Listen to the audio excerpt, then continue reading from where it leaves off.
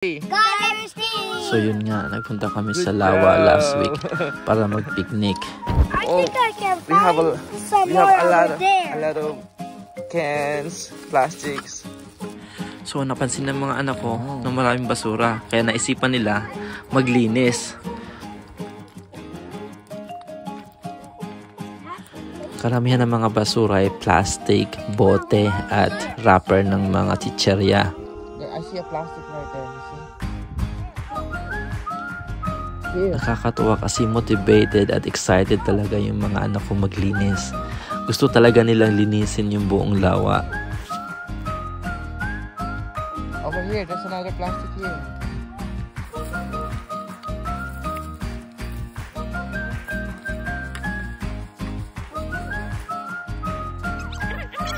So hinayaan ko lang sila habang nakamasid ako sa kanila, nakasunod kasi baka mamaya iba na yung ma-pick up nila.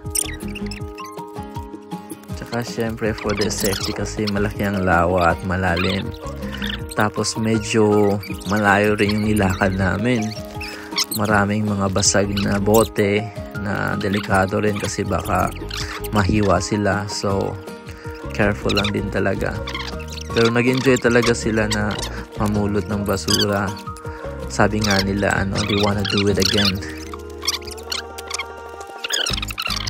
So, plano nga namin next time pag nakabalik kami dito or kahit mapunta kami sa ibang spot, balak namin maglinis muna. Linisin muna namin yung paligid. Balak din namin na magbitbit talaga ng mas malaking plastic para mas marami kami makuha. Malinis. Ang kagandahan naman dito sa park na to is maraming dumpsters talaga na pwede naming paglagyan ng mga nakuha naming basura. So, since nag-enjoy kami mag-picnic, why not maglinis na rin, diba? Talagang nag-enjoy yung mga anak ko at tuwang-tuwa sila at gusto nilang gawin ulit next time. So, na-realize ko lang na habang bata pa, mas maganda na turuan na natin yung mga bata na mag-care sa environment para pag lumaki sila, automatic na yun na yung maging attitude nila din.